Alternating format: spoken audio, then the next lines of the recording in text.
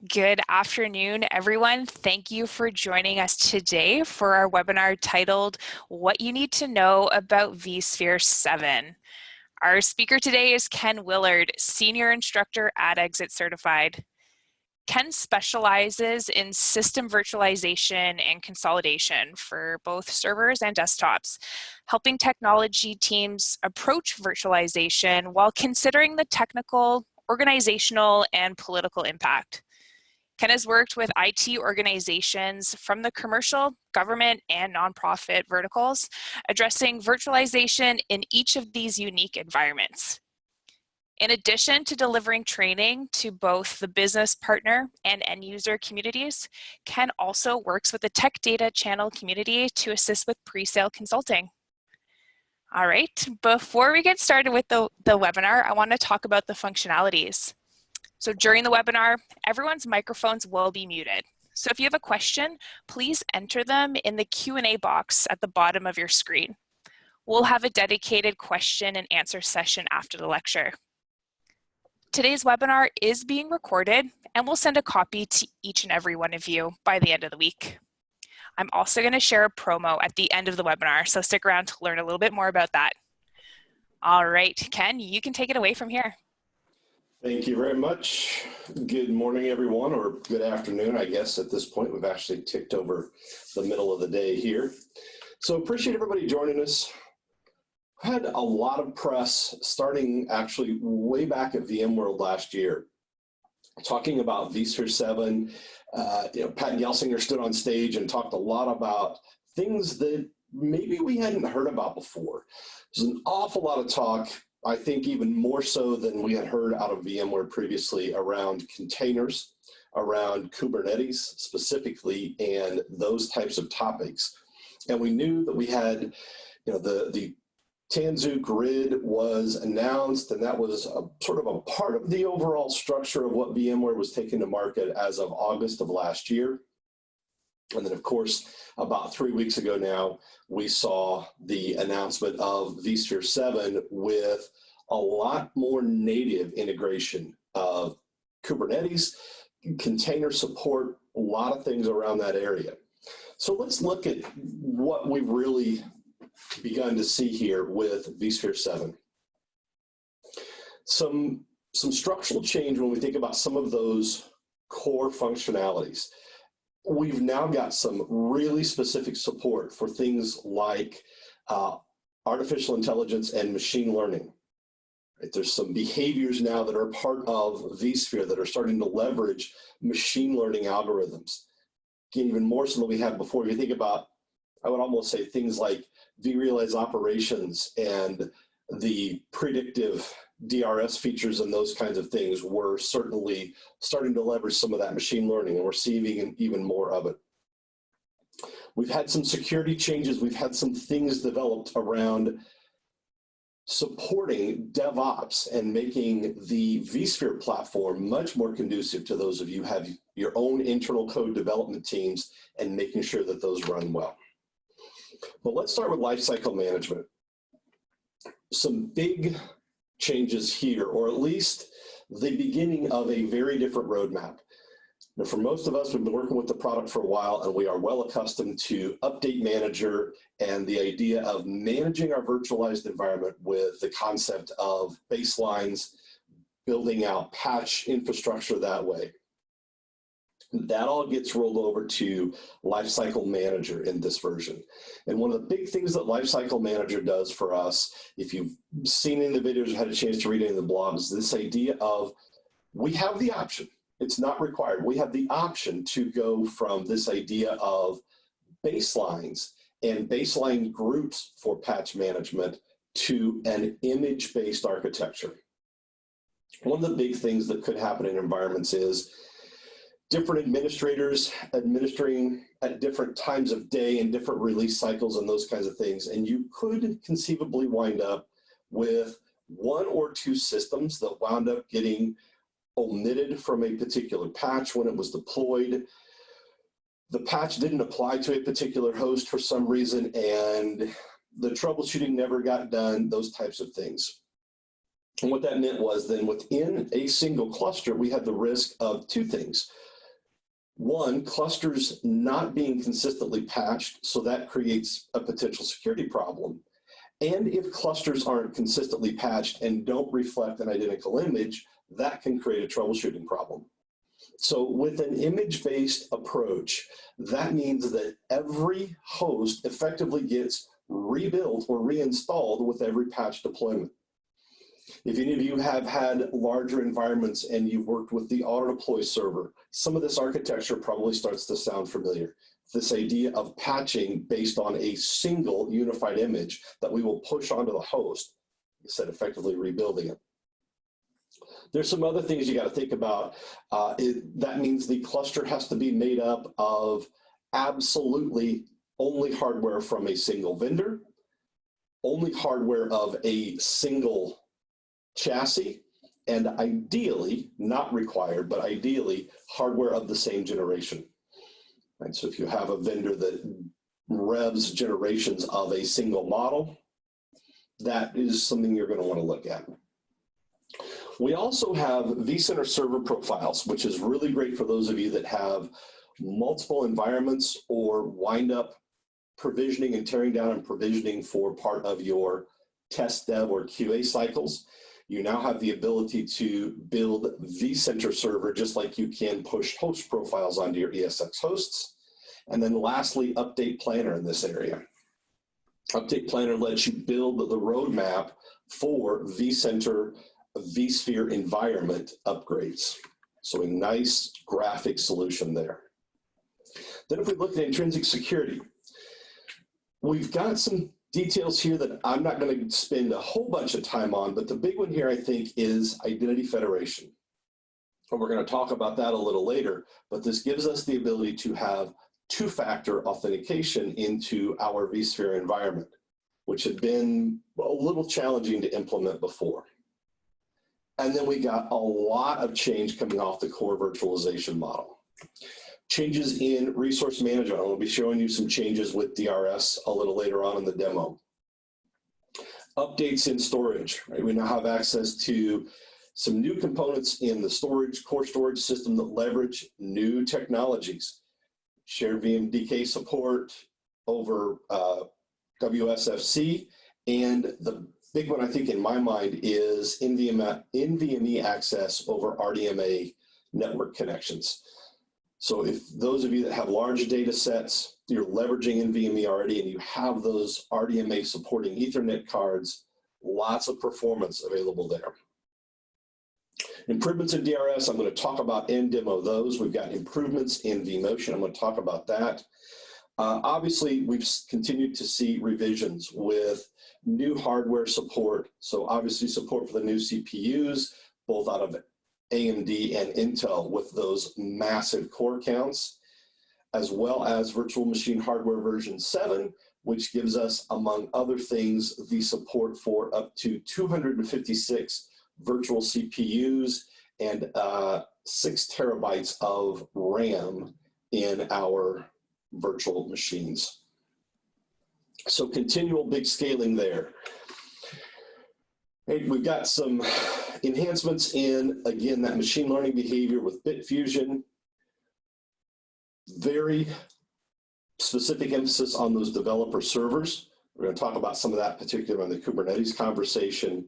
And then, of course, vSphere with Kubernetes itself.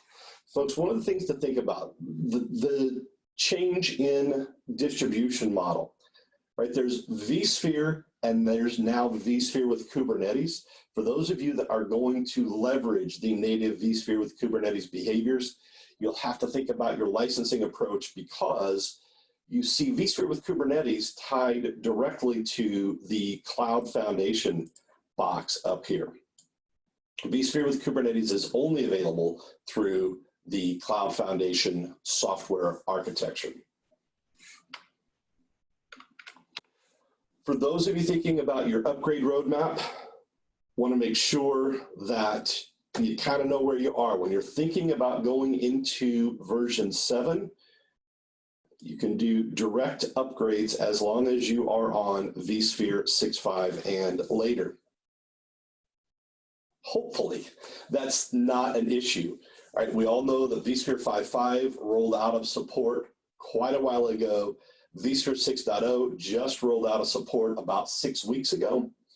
And I say hopefully because I understand, I know many of you, there were hardware refresh cycles to consider. There were other budget implications of these upgrades. Right? It wasn't just as easy as saying, oh, I've got support and service, so I'm just going to keep upgrading every time. Right? It doesn't work like that, unfortunately, in most of our environments. So just be aware, if you aren't at least 6.5, you will have a 2-stage migration path, right? You'll have to get that far in whatever your upgrade cycle is, and then come on up to 7.0 whenever you're ready. So all this talk about Kubernetes and containers, right? What is the reason for this? And I would say, frankly, for those of you that don't have teams that write your own code, you're not doing a lot of internal code development yourselves, this may not be as much of an issue in the near term. For those of you that have on-staff code development teams, you know this is a big deal. The idea that we don't have these big monolithic applications anymore, we've got what the development teams call microservices. Applications broken up to do very specific point functions. That way, if they need to upgrade a behavior, replace a behavior, those kinds of things, it's one small code change instead of this massive code revision. All right, so we're seeing a growth in both the number of containers being deployed and the number of organizations deploying those containers. We are on a runway that by next year, IDC says we'll see 1.5 billion containers deployed as the software model of choice. And again, this primarily impacts those of you that have your own code development operations happening today. But what all of the rest of us are going to see as a trickle-down effect, those of us that are accustomed to running off-the-shelf applications from other vendors, folks, this is eventually going to land in our data centers as well. I think we're going to see big off-the-shelf software vendors also move to this microservices architecture, even when we're talking about on-premises deployed licensed applications. So for all of us, I think this model is coming, and clearly so does VMware, given this release. Right, so what's really prompting this? I sort of teased this about a slide ago.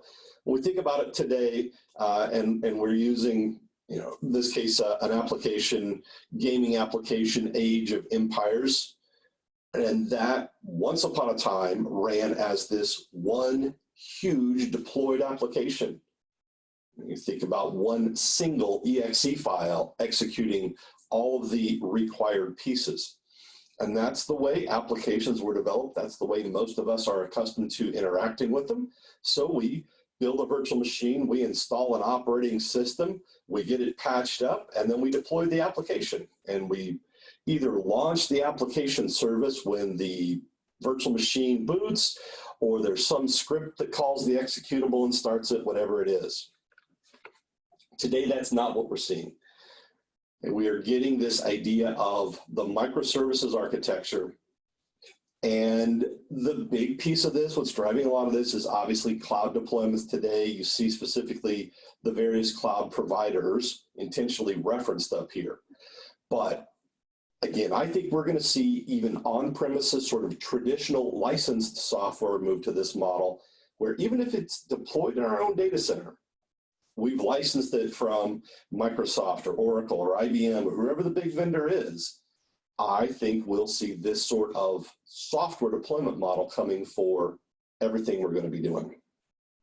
And the other big thing, of course, that's starting to impact this is the idea of Internet of Things and being able to deploy smaller components of code to do very specific functions, collect data, collect metrics from sensors in the device, and then hand those up. You see edge location management referenced as one of the microservices up here, and starting to aggregate that architecture. So this is going to continue to be what we look at. going from that very traditional, a virtual machine runs an app, a virtual machine runs a database, to we're going to look like a very different behavior inside of, like, I think, even our own on-premises data centers. I think this is going to be reserved for those folks that are making commitments to one of the cloud architectures or those kinds of things. And I think we're seeing stages, right? Those very cloud-centric folks, they're already there. They're working on that model. The folks that I think are going to need to be on board with this and adopting this are those folks that are already doing hybrid. I've got some of my applications, some of my infrastructure deployed on premises. I'm starting to leverage AWS or Google Cloud Platform or Azure as scalable options, floating capacity, those kinds of things. So they're going to need to understand and be able to support this next in their on-premises data centers. And then finally, like I said, I think we'll ultimately see this get there for everyone. The big thing about what we're seeing in this particular release, for those of you that have had the opportunity to particularly look at Kubernetes in general, you understand that one of the big powerful things about Kubernetes is the fact that developers can have an environment on their own local laptop, write code, do their testing, see if it behaves properly, all of those kinds of things. And the interesting thing about a container is that it's self-contained. It will have the executable code, a very lightweight OS. Many developers are using Ubuntu. There's a specific distribution of Ubuntu that's very lightweight. There's a specific distribution on VMware called Photon, right? And so we're trying to get this balance of how do we support this idea of a container-based deployment? Because then when the developer's done with that code and they want to promote it to production, the fact that it's entirely self-contained, when you promote it, it runs the same. We don't have these variabilities of, oh, it was the developer had a specific version of .NET and in production we're running a slightly older version and it doesn't support a function call or it doesn't support a behavior, right? We don't have that problem because everything in containers is entirely self-contained. So how do we balance this flexible, adaptive development environment with infrastructure and being able to do things like something as simple as, I got a buddy of mine that his biggest pain, he is on the networking team for a large insurance company. And when you see containers spin up and developers spin up a few hundred containers over a couple of hours, and they do what they need them to do, and they spin them down. Now, guess what? I just spun up and consumed a couple of hundred IP addresses out of my DHCP server, which have a default 24-hour lease. I don't need that at the end of the container lifecycle. Right? So we've got to find a way to give the developers the flexibility and the virtual infrastructure admins a way to maintain a little sanity. The new version of vSphere is going to do that for us. Right, we have two very specific versions, vSphere with Kubernetes, and you see again on this slide, available through VMware Cloud Foundation. That is how you license this particular model. And then the more traditional vSphere 7. We're going to talk vSphere with Kubernetes first, and then vSphere 7, and then of course we've got a bit of a live demo for you here. So why Kubernetes? Talked about that. Really gives us the container structure. Kubernetes is a project that started at Google and then was released as an open source project. And it's really sort of taken hold as the orchestration model for containers, right? There are some alternatives out there, but when you look at the one that's got the biggest foothold today, Kubernetes is certainly leveraging that. Right, so being able to do real-time infrastructure management through Kubernetes native APIs. Development teams don't have to learn something different. They don't have to start studying the vSphere API system to be able to do what they can already do on other platforms. We are fully compliant with the Kubernetes architecture if you're using the Tanzu Kubernetes grid that comes with the vSphere with Kubernetes architecture. And of course, you've got that performance and scalability that we are accustomed to with vSphere already. Now we've just got that native integrated Kubernetes pod service that helps give that structure that the Kubernetes environment needs. So we now have the ability to do virtual machines and Kubernetes containers in the same platform with a native management layer. This really supports this idea of our developers working like they always have and our infrastructure team working like they always have with the same consistency of controls. The teams that you work with are going to continue to work through vCenter. Your development teams are already accustomed to an environment or an access model called Kubi control. They are going to continue to work through that. And vSphere now talks both languages, right? Consistent view, consistent experience, whether you're a developer or an infrastructure.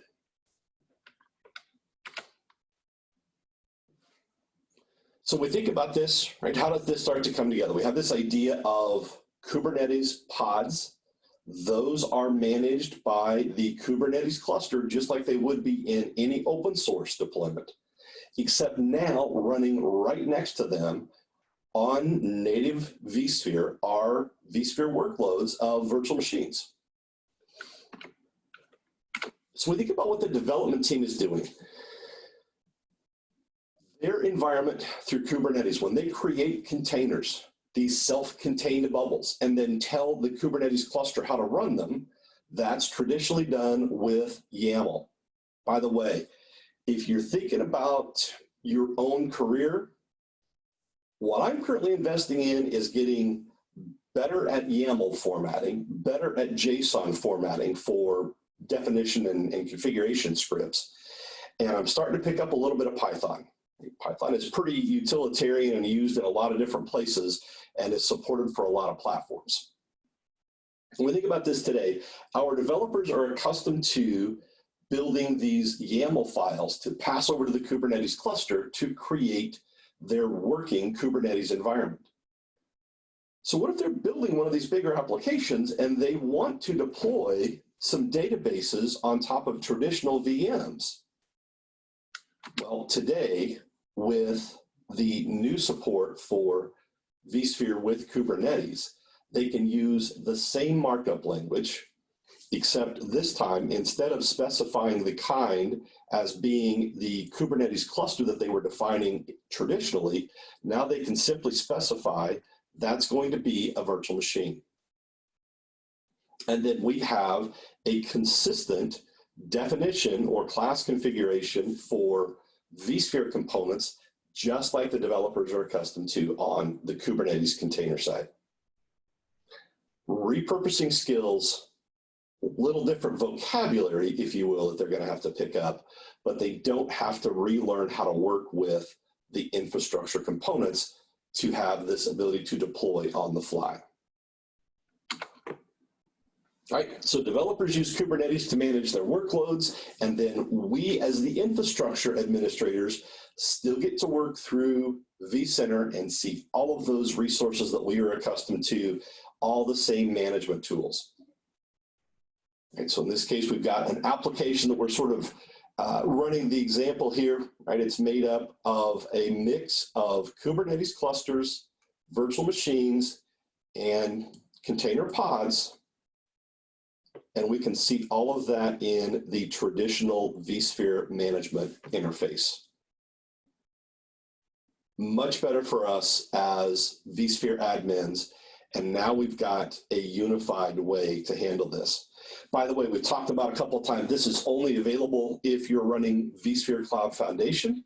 And the reason for that is, what comes in the Cloud Foundation bundle? Well, it's core vSphere, and now vSphere with Kubernetes, vSAN for storage, optional, right? It's in the bundle. You don't have to deploy on vSAN. Most folks do. And then lastly, NSX for virtual networking. And that's where we start to be able to handle this environment of somewhat wildly scaling and contracting container architectures while delivering all of those virtual services. Right, so that's why the tight linkage between vSphere with Kubernetes and vSphere Cloud Foundation is because Foundation is made up of those 3 core services that we now have an entirely software-defined, virtualized infrastructure underneath: compute, storage, and networking. And it lets us support the Kubernetes environment, the container-based environment, properly. Now, what I suspect is the case for most of you, you're going to be looking at traditional vSphere 7, at least probably in the short term. Right, so what's happening with vSphere 7?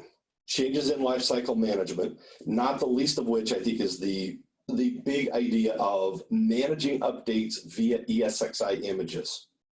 I'm going to talk a little bit about that. We've got some changes in security. One of those, obviously, simplified software patching. I think it sort of falls in both places. The idea that we're patching by an image-based model instead of a baseline model lets us make sure that we've got that consistency. And we're going to talk identity federation, as I promised, that idea of being able to do 2-factor authentication today. And then we saw improvements in the native machine learning that's happening inside of vSphere. We've got improvements in both DRS and vMotion from the scalability support for our larger virtual machines, and better quality of service overall.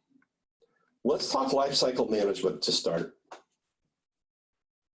We've now got this idea of the desired state target. For most of you, maybe, hopefully you've got fairly consistent, fairly similar hardware that make up your clusters. And so we've got this idea of base ESXi, and then those servers and their motherboards and whatever riser cards came from the original vendor, be it IBM or HP or Dell, right? Whatever the original configuration was, we might have had some additional VIBs, vSphere installation bundles or drivers, that were required for that particular vendor model to be able to have all of the hardware components talk to ESXi. And then let's say we went out and we put in a specific Brocade card. Now I've got a third-party vendor that was beyond the scope of the original makeup of that particular cluster hardware configuration. Previously, I had to get my ESX updates, build those into my baseline. I typically, a lot of organizations I saw, then managed all of the Dell or IBM or HP specific patches together, because that way if something went wrong in those, they knew exactly which patch bundle caused the issue and they could go back to the vendor on those. And then I had to have that third patch bundle to manage my independently chosen Brocade riser card that fit in that model. So now I've got 3 patches to go through. And again, anytime you're doing multiple cycles, you have the opportunity, something goes wrong, there's some oversight, something gets missed. Now we're doing that with the desired end state. So we have patches that we vet and test, and then everything from the base ESX image to the required vendor patches and updates and drivers and any third-party components all get rolled together into a single image. And then we push that image out at the cluster layer. Same traditional rolling ESX upgrade process, but we're now doing it based on a coordinated single image. Less opportunities for something to get lost, left out, or overlooked. And then a couple of other things. We've got the vCenter Update Planner. That's the ability to look at any compatibility problems across other things that are tied into the environment. So you're running Site Recovery Manager. You're also running a specific release of NSX, and you want to upgrade vCenter.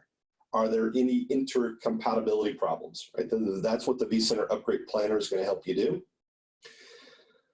We can now coordinate those software updates, and we've been doing some of this, but we've got some enhanced support around either JSON formatted, consistent, reproducible updates. So let's say you manage multiple sites and you want to push out consistent configuration updates across those sites. You can now do that with a JSON formatted template, or you can do that from REST API calls from a coordinated software automation system.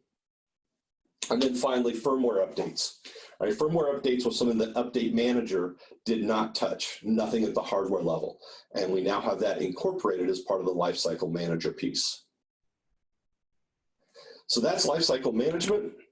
Identity Federation, and again, the big thing here is this gives us the ability to support two-factor, multi-factor authentication into vCenter server and all of my vSphere infrastructure. Today, this is initially done with the Active Directory Federation services. Other providers, other multi-factor support will come later, but VMware looked at that, and doing the integration with Active Directory Federation services gave them a lot of broad coverage, met the use case for a lot of downstream customers, obviously, in the very short term. And so for those of you that are in more security rigid organizations, we now, like I said, have the ability to support two-factor into the core vSphere management environments.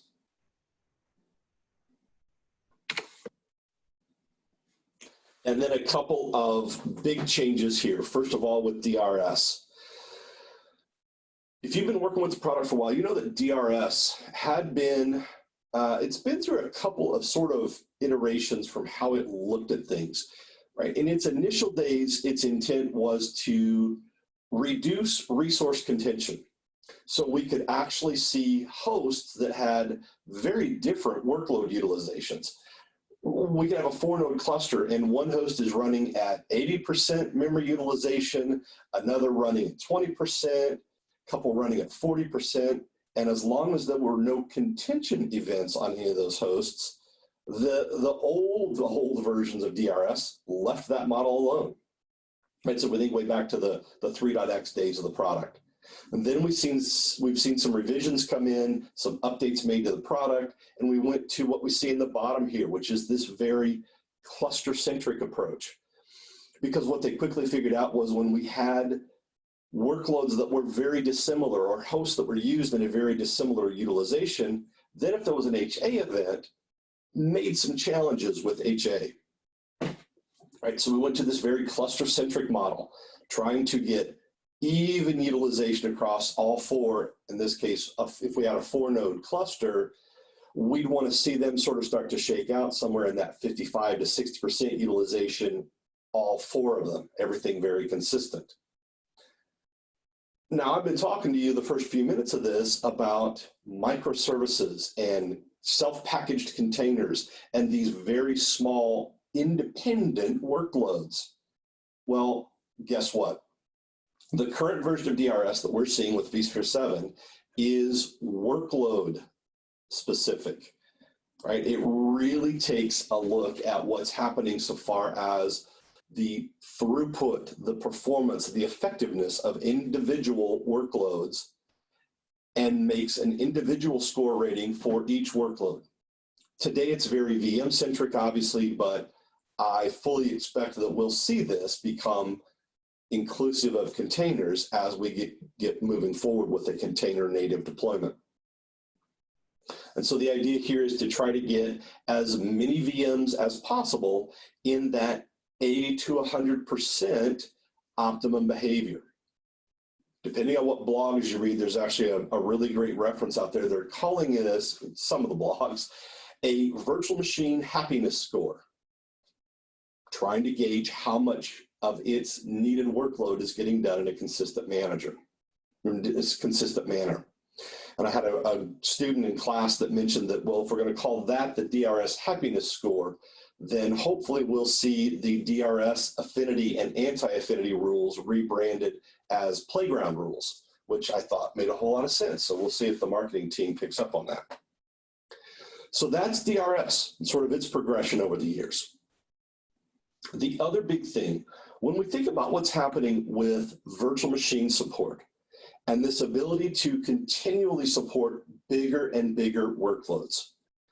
And when vMotion was originally introduced, we were running 32-bit OSs and typically seeing workloads that probably had big ones, had 24 to 32 gig of memory, maybe in some of those early days, the massive applications were running with 48, maybe 64 gig of RAM, but those were very few and far between. So when you think about taking a VM and moving its active memory page from one host to another for a vMotion operation, to do that with a 8 to 32 meg footprint wasn't a big deal, right? And at the end of that process, hopefully if any of you have read, it's sort of a two-stage operation. We look at what the VM has that we call allocated but inactive pages, pages that have gone quiet in the memory space. And we move those first. We do what's called the memory bitmap pre-copy. And when we get the memory bitmap pre-copy done, then what we're left with is a small subset of pages that have been actively changing since the vMotion event was triggered. And then what we do is what's called stunning the VM. Right? For a moment in time, we pull it from the CPU scheduler, thereby freezing those pages in memory. We move the active pages and then release it in the CPU scheduler on the new host. And again, when you're talking about the scale of typically VMs that were only 32 gig in size from a memory standpoint, was very easily done. Then we started seeing VMs that started to get this colossal scale that we often have in the data center. Things like SAP and large Hadoop environments and those types of things, big data analysis processes. We now support massive VMs from a memory capacity scale. And when you go to vMotion, those massive VMs using the traditional architecture, what was happening was we were seeing really negative impact, right? It took a long time to complete the vMotion action. You start thinking about VMs of the 1 terabyte of memory scale and bigger, and it was a different problem. It was a different way that the technology needed to be approached. We were seeing problems with that stun time, that quiet period where we weren't letting it update pages in memory. That started to creep out. And we were seeing problems with the overall performance of the VM during the pre-copy cycle. So with version 7, we get some wildly different code under the covers, and you see the drastic decrease in the time it takes to do a vMotion migration with what they're now, the marketing team's calling enhanced vMotion. And folks, all I would caution you is, if you've been working with the product for a while, don't let what the marketing team is calling enhanced vMotion get muddled in your brain with the idea of enhanced vMotion compatibility to entirely different behaviors of a vMotion environment. Right? Enhanced vMotion, or the new vMotion in version 7, is all about performance and faster execution on these massively large VMs from a RAM standpoint. All right, so as promised, we want to jump in and show you around a little bit, do a little bit of a live demo. Michelle, I've been keeping an eye on things other than what I would call general pleasantries. I don't think we've got any questions or anything in the chat yet. I've not, okay, I wanted to make sure I wasn't missing anything. Yeah, no questions yet. I'll keep an eye on that though. All right.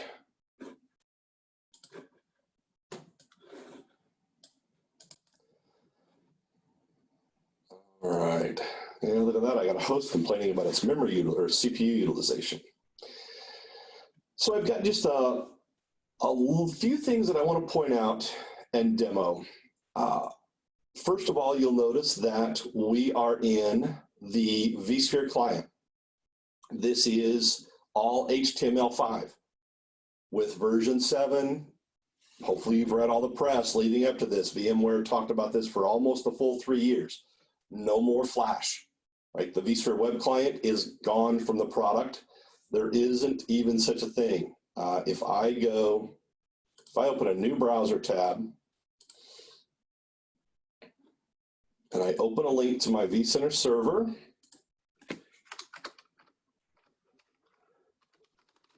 vSphere-client, right? The URL for that Flash-based web client, I get told no. it recognizes what you've asked for, but it tells you this vCenter is not registered with a vSphere web client. Doesn't exist anymore. So you'll see that everything today in version 7, we've now gone completely to that H5 interface. Anything on vVols? Nothing particularly new or earth-shattering, Mike. vVols continues to be supported. Honestly, when you look a lot of what's going on with vVols, and frankly, the way VMware has kind of approached vVols right from the start, they made that capability available and pushed the API definitions out to the storage vendors and said, hey, if you want to get on board with vVols, we think this is a really good idea. We think the customer base is going to be on board with it, and you might want to think about going that route. And they really left a lot of that adoption and a lot of the driving that to the storage vendors. So yes, vVols is still here. None of that behavior has changed. None of that support has changed, but no really massive announcements around vVols so far as version 7. For better or for worse, they've kind of continued to leave that with the storage vendors. All right, so a couple things. First of all, the user interface. I also want to point out, when you first click through to a VM and see its summary tab, all right, we've got what should be pretty consistent flavor here if you've been working with any of the web interfaces before. Right, this ought to feel pretty normal, but you'll notice up here there's an option to switch to the new view.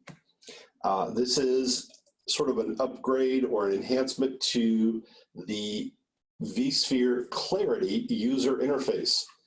The Clarity UI is what we have had from VMware ever since they started HTML5 development. And it keeps getting a little refinement here and there to make it easier to read, more user-friendly. So I'm going to switch to the new view. All right, so you see just little subtle changes, but one thing that I now have is I now have draggable panels. I can restructure this view to look like whatever I want to look like. All right, one of the big things that folks are starting to leverage, especially when they've got multi-cloud and hybrid cloud environments, is the idea of tags being very important. Ties it to a specific cloud deployment, maybe a specific project. Right, so maybe I'll drag my tag view up here to the upper right. So as this gets assigned to a particular work group or a particular project, sort of regardless of my resolution, I've now promoted tags to the high priority view. So just kind of nice that we've now got the various widget displays that are part of the makeup, and I can drag and drop them under the new view. So that's one thing I think is worth mentioning. Really nice improvement to the architecture there. The other thing I want to certainly be able to show you here is this idea of at the cluster level. So for this demo, we've already got DRS up and configured, and look at that. We've got a bit of a DRS problem here. I've got DRS up and running in a mode that I would never, frankly, recommend you run in production. It's running in full manual mode. And when you're thinking production, please run DRS in fully automated mode. Let it do its job. I purposely got it in manual mode so that it can't do its job yet. I wanted to show you a host that's sort of running in such a manner that it's not delivering good support. I've got 3 virtual machines turned on, and they're all bound to the same host. If I look at ESX5, all of my powered up VMs are registered on that same host. And if any of you have been through a VMware training class, you're probably familiar with a tool called the CPU busy script, right? Interestingly enough, I haven't even launched the CPU busy script in any of these VMs. If I pick a VM and open its web console, it's just sitting there. I've not even really got it doing any work yet. And DRS has recognized that because all of the load of the powered on VMs reside on one host right now, probably not ideal. So I'm going to go back over here.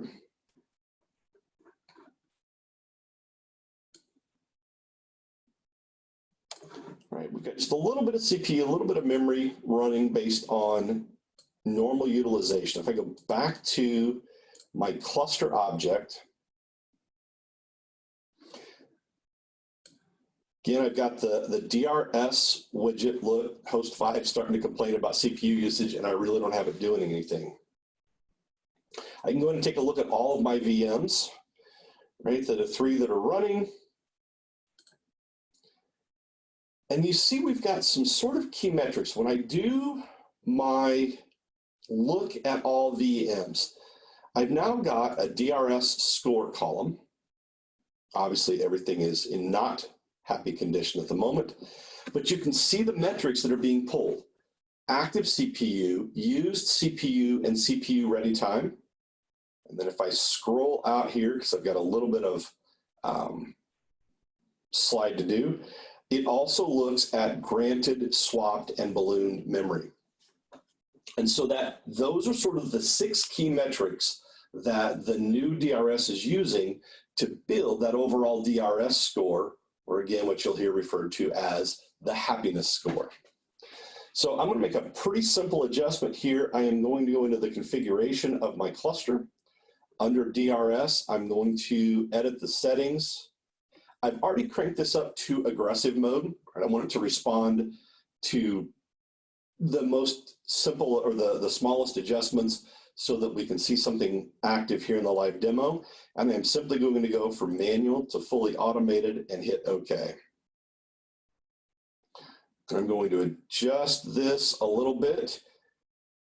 So we see this says update vSAN configuration, right? But it's updating the vSAN cluster configuration details, validating that configuration where I just changed DRS from manual to fully automated mode, and immediately then we see some virtual machines start to get moved around the environment, right? Working on balancing out that utilization a little bit. And so once that process gets done, I'm going to click over here to my VMs. So I'm in the cluster looking at the VMs. And if I go to pull this down, and let's add the host the VM is running on. And so now I can see if I look at my powered on VMs, in this case, not surprisingly, I've got 3 hosts all doing about the same, or 3 VMs all doing about the same workload, nothing much, and 3 hosts. And so they are now balanced across 4, 5, and 6 evenly. And so if I go back and look at that cluster summary,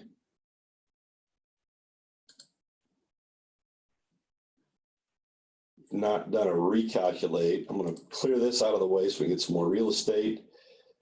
Go back and view my VMs again.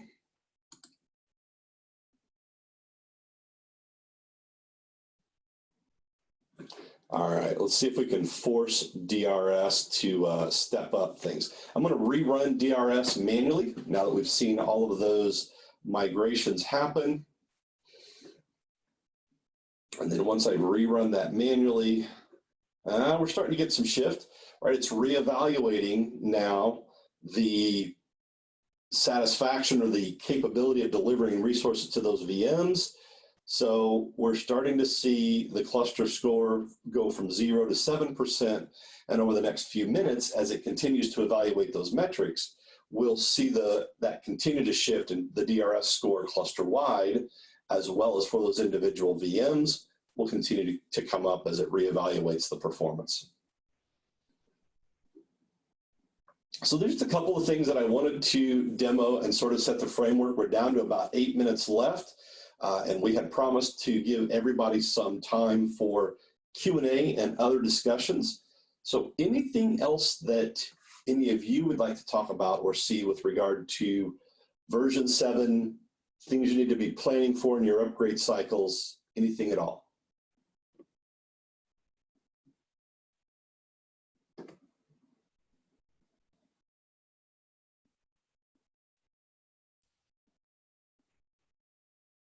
I'll just take this moment to echo Ken. If you have any questions, go ahead, find that Q&A icon at the bottom of your screen and enter any questions you might have there.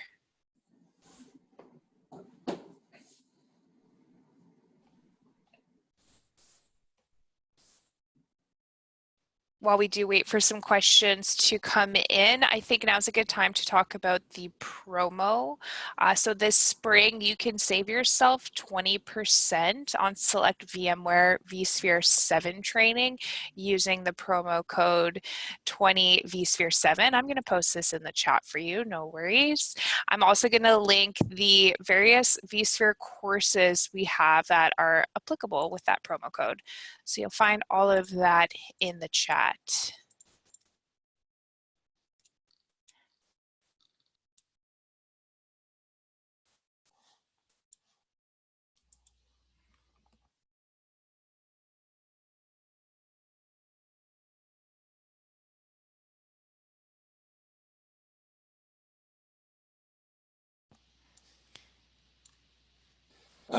We have a request to demo the integrated Kubernetes features. Unfortunately, what we have access to in, at least currently in what we've been given access to in the relationship with the VMware for Education pieces, to date, it's only the core vSphere. So we don't actually have a deployment that is on or supports vCloud Foundation. So regrettably, I don't have the native Kubernetes capability in the particular demo that we've got today.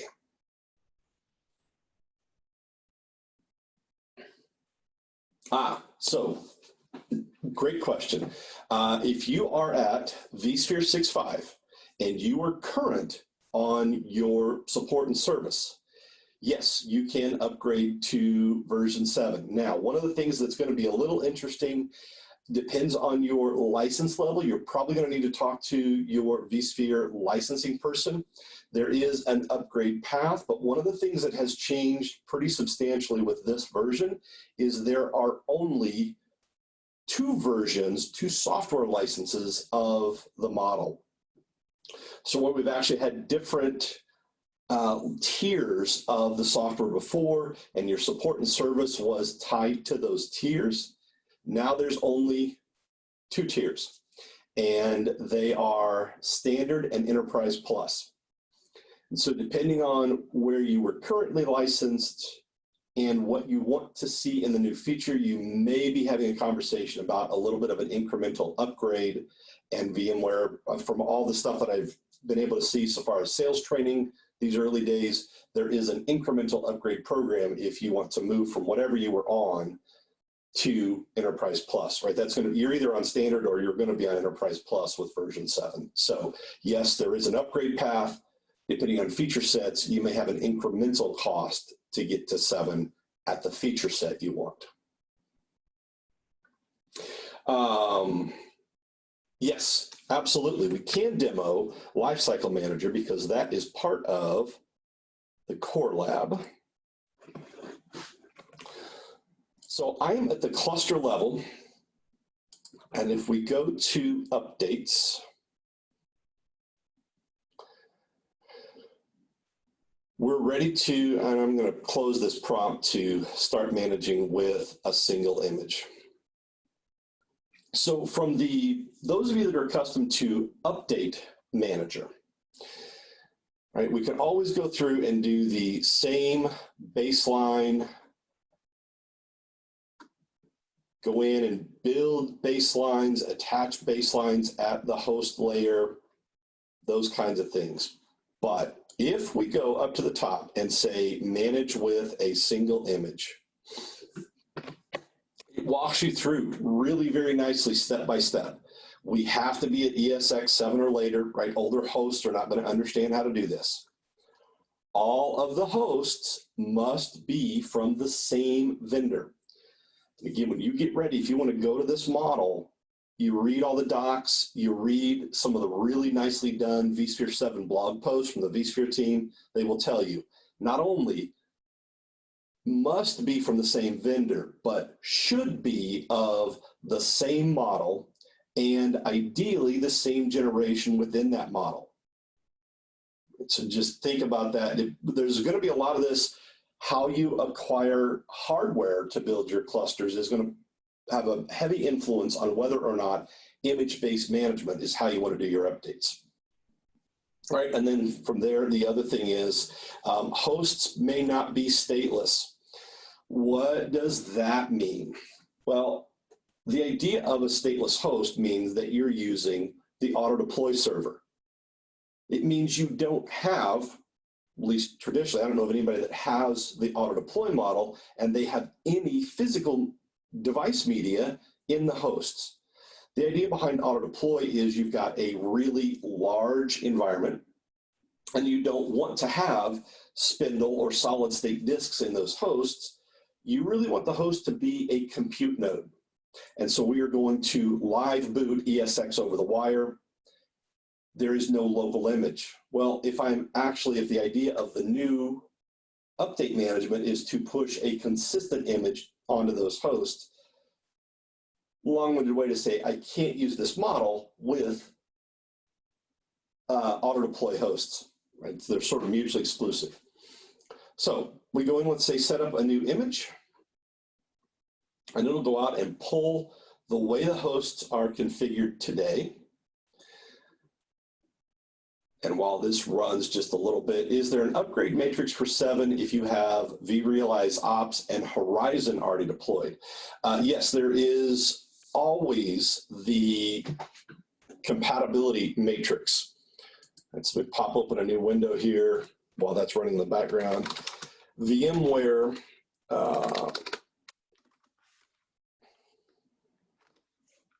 compatibility matrix.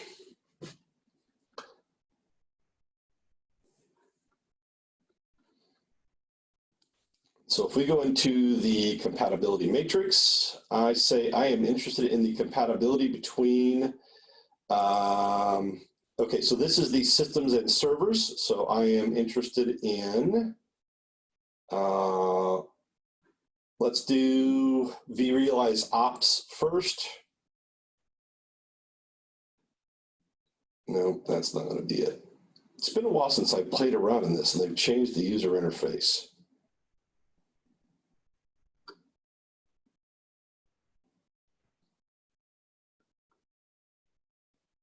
All right, let's go back to systems and servers. ESX 7.0.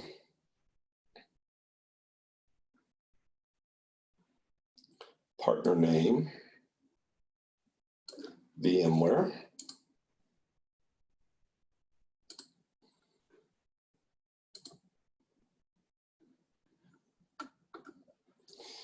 Yeah, this is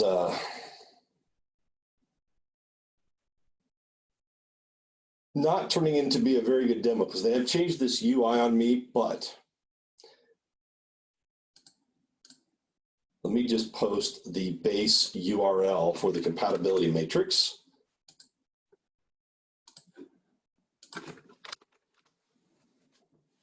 And that's where you go to, and you'll have to obviously play with the basically pivot tables is what you're working with here.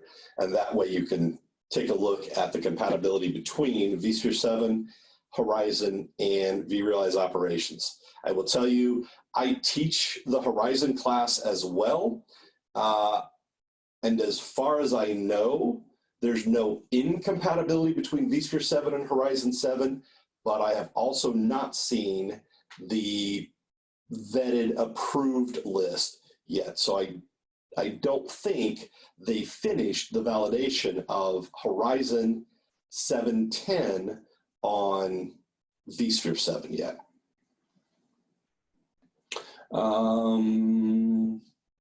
Other questions?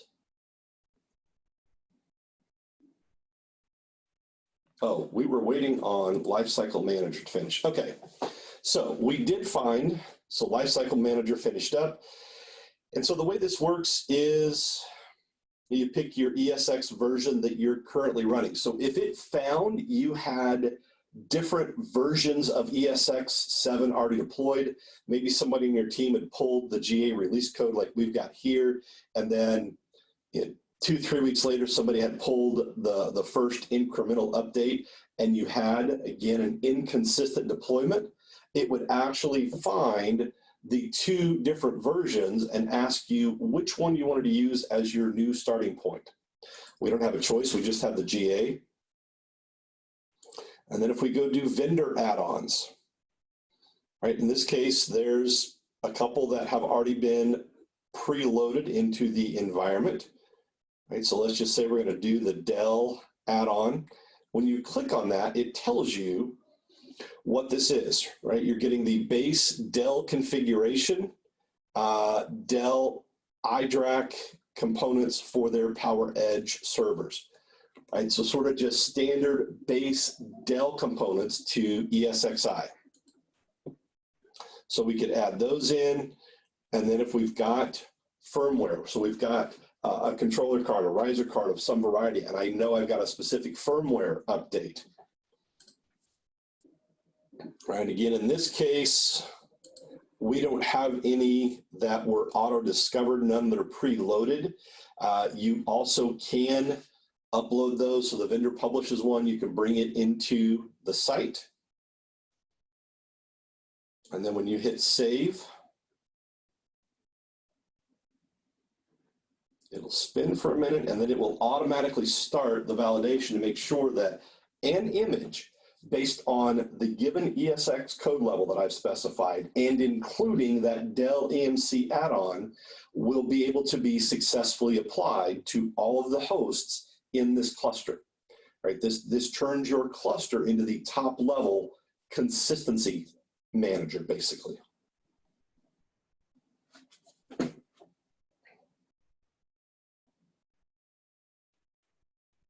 Other questions that I missed while this is doing its compatibility check.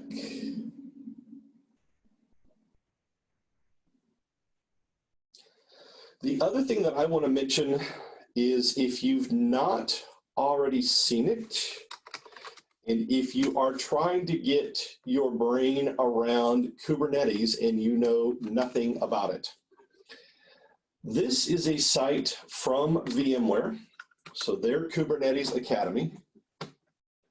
If we go take a look at the courses, it is everything from a very introductory level basic all the way down through, if you want to, getting prepped for the Kubernetes exam. And these are meant to really fit really well into your day. So you'll notice the getting started is 4 lessons that total 36 minutes in total. So about 8 minutes per lesson, right? They are broken down into really small bite-sized pieces so you can fit them in around other things, or what I did was I took a couple of evenings and actually burned through most of these over just the course of a couple of evenings. They go very, very quickly. So Kubernetes Academy, Kube Academy from VMware, and all of this training for Kubernetes is free. All right, Michelle, anything else that we need to wrap up here? It looks like questions have stabilized, so I just want to send my gratitude to you, Ken. Thank you so much for the information you shared today, and thank you to everyone for signing in and listening along, asking questions, and just absorbing all of this vSphere 7 knowledge. I want to remind everyone that we've recorded the session today, and we're going to send a copy out by the end of the week, so you'll be able to review everything that was discussed today. Check out our website and those courses linked in the chat, and feel free to learn more about the promo code on our website. All of those links are in the chat. I'm going to post them again just so they're at the top of your list, so you don't need to scroll too far. And if there are any questions, feel free to ask them now or enter them now.